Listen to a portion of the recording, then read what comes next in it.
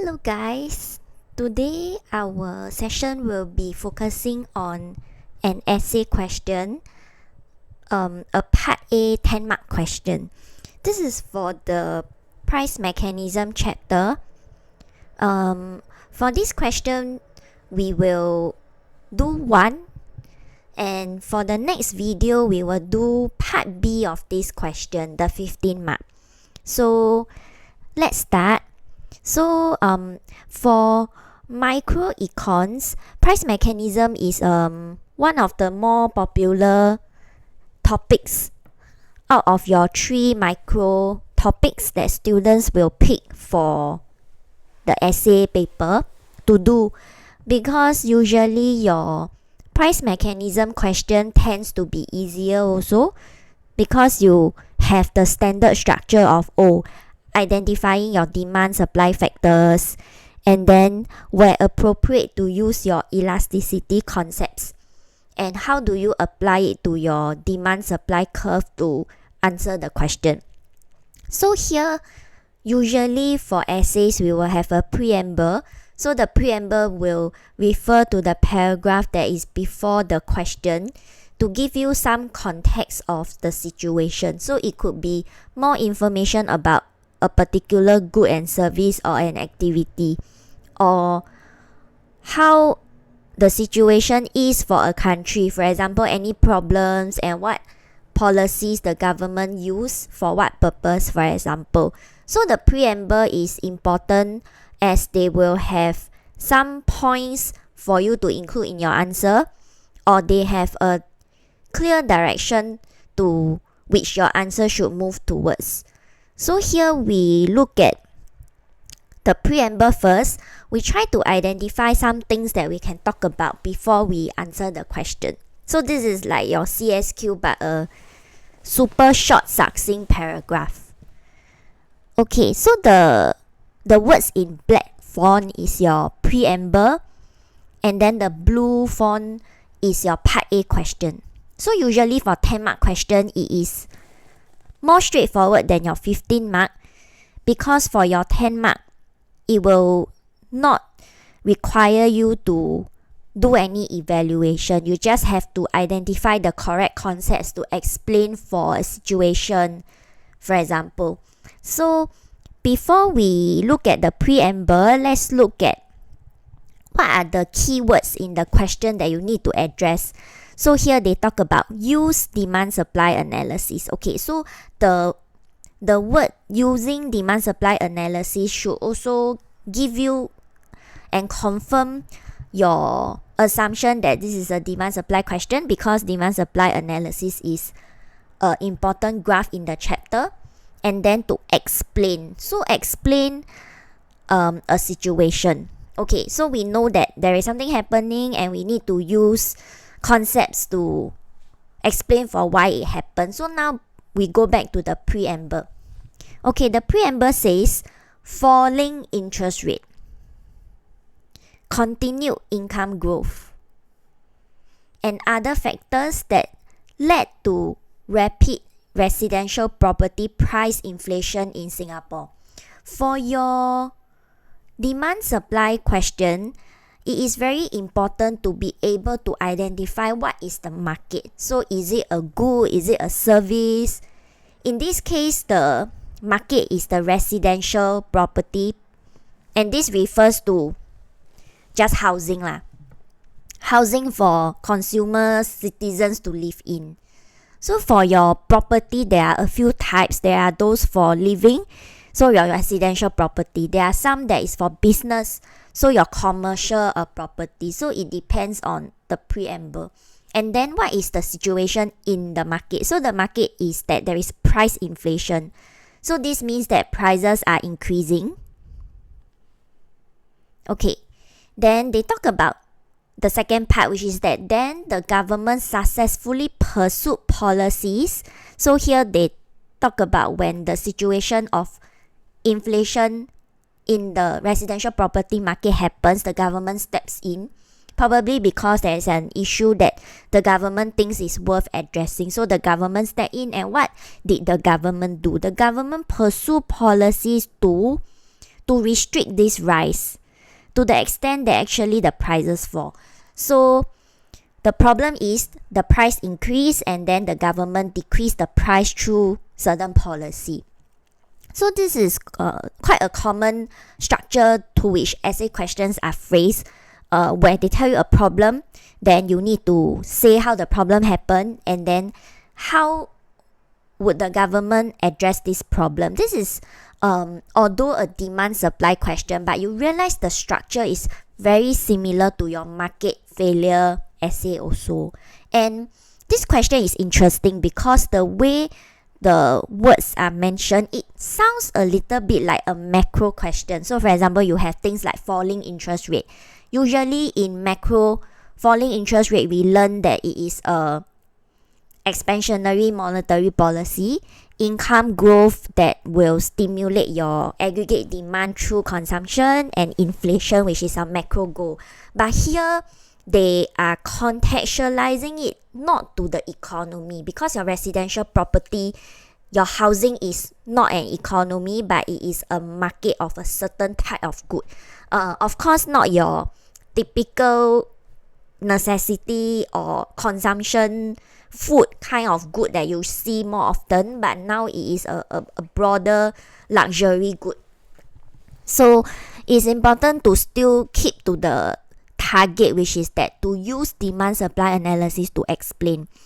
And usually for a 10 mark question, it is not enough to just use your demand supply factors that explains your demand supply shifting left or right and stuff. It's not enough. You have to use your elasticity concepts as and when applicable. So I would suggest that usually for a 10 mark question, you will use minimum 1 or 2 elasticity concepts. Then your answer will be very complete. Okay, so let's see how we can answer this question. Usually we will run through the flow of how do you think of the points and concepts to say, and then we will give a broad structure of how the answer will look like. Okay, so let's see the structure of how we will approach the question. So for your demand supply question, similar to how you will answer, the structure of your content is also where your first step, you must talk about demand supply factors, because this is the basis to which your demand supply shift. This must say even before your elasticity concept, because when you learn the content of price mechanism, you also learn about this first before you learn about your elasticity concept. So this one you must say. And for a 10 mark question, usually you try to talk about how both demand supply shift. If it's just a demand shift, is also a very simple analysis that you will not get a 10 mark. So sometimes whether the demand shift or supply shift, it could be a little bit subtle, not so obvious, but don't let the preamble limit what you say. You can make certain very logical assumption, and that is fine as well. Okay, then the second one is your elasticity concepts. So talk about what could be used, and we learned that there are 3 elasticity concepts. You have your PED/PES that talks about how quantity demanded or supply change with a price change, and then your YED, which talks about how demand change when income change, and your XED, which talks about how your demand change of the main good when the price of its related good changes. And with the concepts that you have identified to apply, you will use your demand supply graph. So talk about what the shifts are, talk about the price adjustment process. So we have a separate video on just explaining the price adjustment process, which a lot of students miss out or misrepresent. So talk about this, and finally the impact on the market. So it could be the impact on your price, your quantity, or both. Because the demand supply graph can only tell you these two things, either your price change or your quantity change, because they make up the axis of the graph. So need to be very clear when you apply a concept or you use a graph, what's the outcome that you want to achieve. Okay, so now we have to identify what are the step 1 demand supply factors. So let's see. So okay, your factors here that is being mentioned, there are two main ones: your falling interest rate, your income growth. These other factors is unclear, so we can skip that and focus on the falling interest rate and income growth. Okay, so for the factors, we look at the demand factor first. So the demand factor here is quite straightforward, because we will see the more obvious one being the income growth. So your income growth, okay, so I will use the black color to annotate the points that we are going to write. So the income growth increase. When income increase, it means that if it is a normal good, people will have higher demand for it. And in this case, for housing, we can say that it is a luxury good because it is an expensive good. It takes up a large proportion of people's income when they purchase the house. So usually how this works is that people will look at the house that they want, know the price, and borrow from the bank, because when you want to buy a house, you at least need to pay a $500,000, which most people don't have that cash with them. So what they do is that they will borrow from the bank and to pay their loan with the bank to pay the house. So in this case, this is why your interest rate in this question is being mentioned, because it relates to borrowing from the bank. And yeah, it is not very common to see a macro concept in a micro case, but in this instance, the examiner, they were trying to test you to see if you can go beyond what you learn. So this is interesting. Okay, so we talk about the demand factor is that the income increasing the demand because housing is a luxury good. And here we can apply the concept of your YED, because YED talks about how the demand of a good increase with the income, and in this case your YED value is positive. So you need to explain why your YED value is positive and huge, because this is a luxury good. And how later we will see this is applied to the demand supply curve is that it will actually shift your demand even further to the right because of this income effect. So we can take note. Okay, then we can identify another your demand factor. Okay, so the question here also talks about, in part A, falling interest rate. So here we briefly talk about when people buy houses, they need to borrow from the bank. So this interest rate matters to them, because interest rate will affect how expensive or cheap the loan is. Okay, so let me make some space to talk about this. Because perhaps for the J1 students, you are less familiar because you have not learned this in your macro, which is in year 2. But to explain briefly about this concept, your interest rate, you will learn that your interest rate is actually a cost of borrowing, because interest rate means that when you borrow a certain amount of money from say a bank or a borrowing entity, you need to give a percentage in addition to how much you borrow.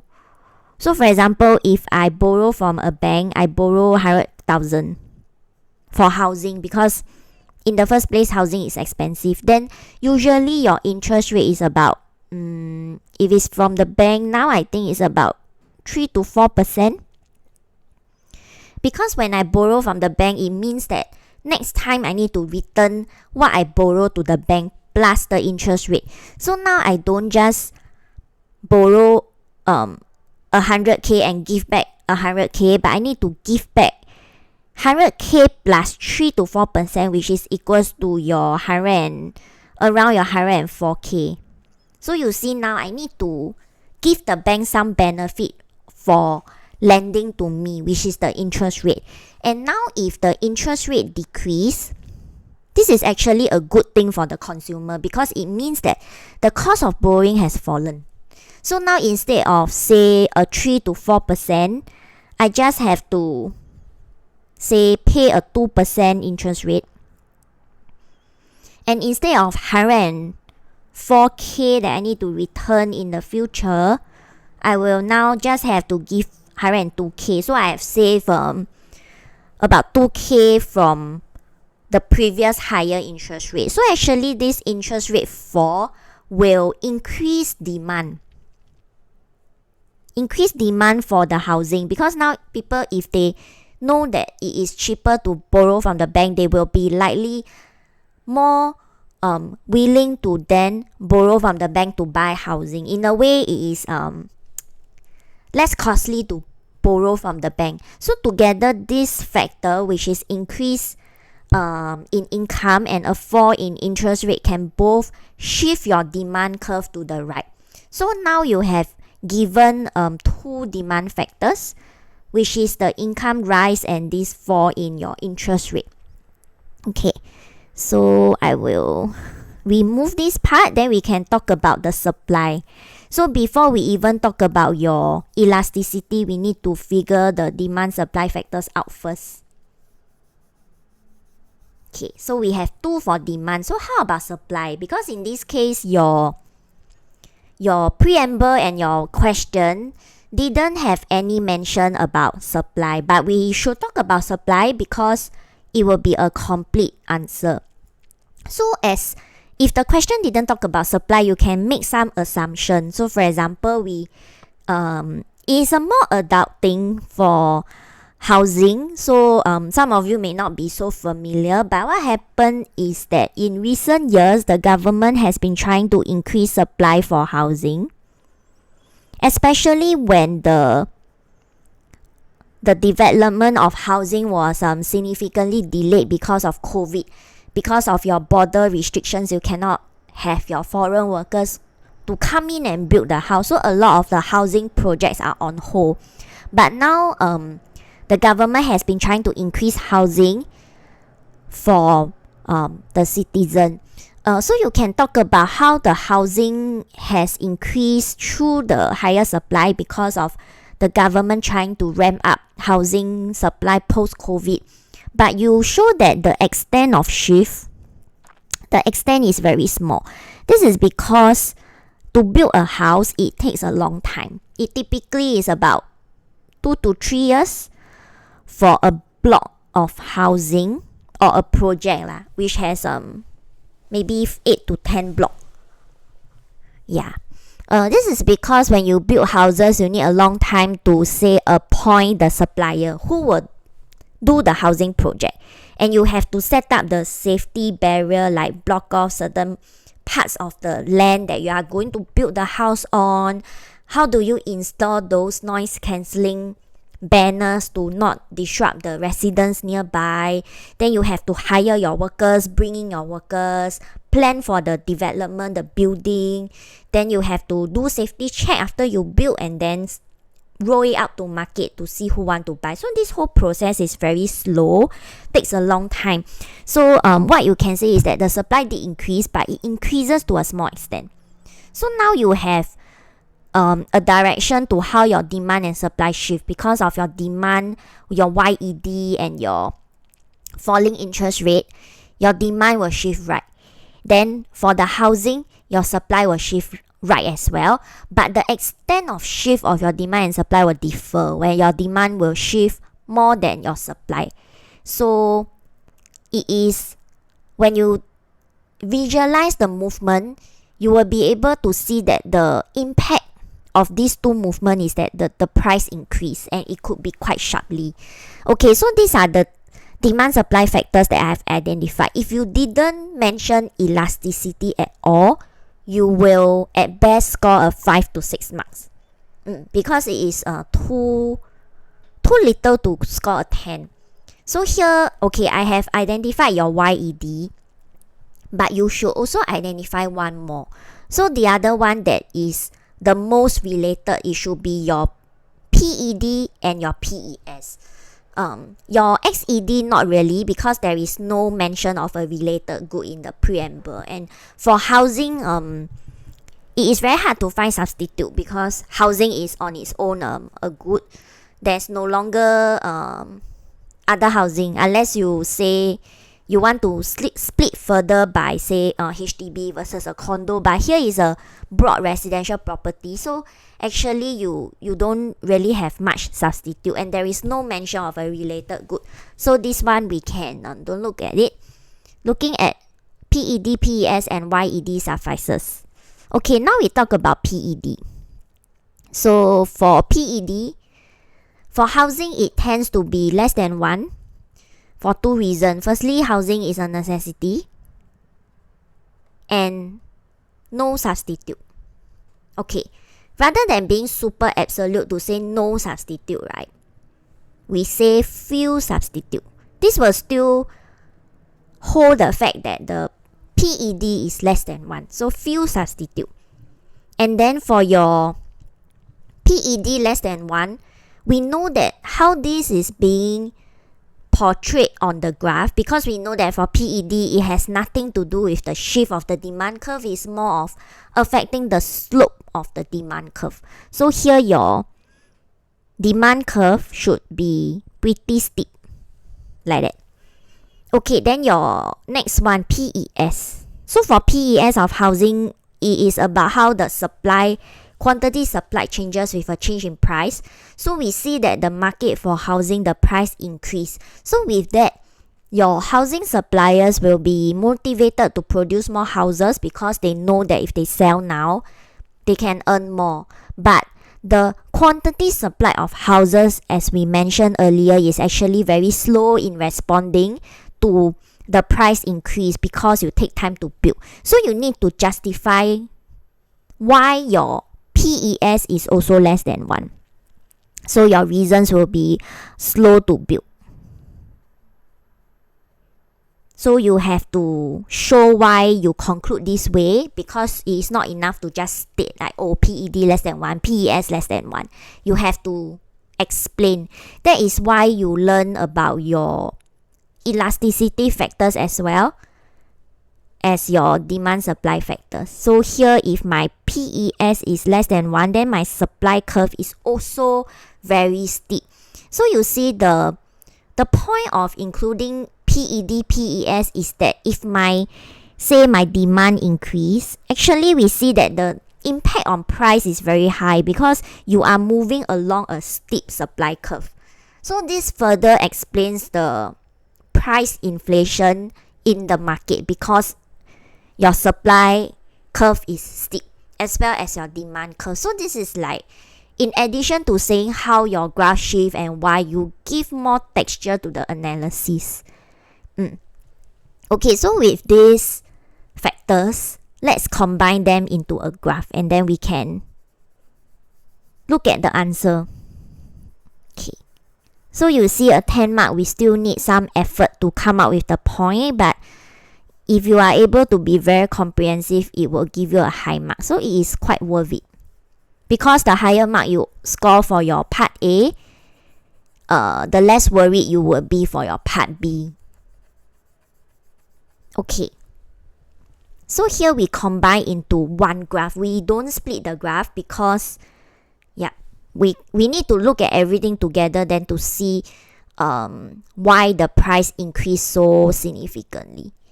Okay, so you draw your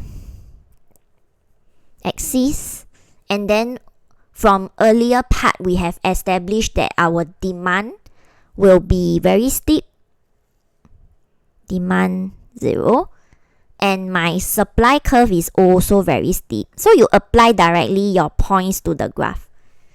Okay, then we talk about then our demand will shift a lot to the right because of the two factors, your decrease in interest rate and your increase in income.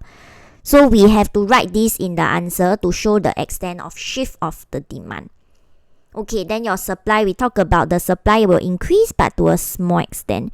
Because if your supply increase to a large extent, actually the impact on price will be indeterminate or even low, which is not what you want to say.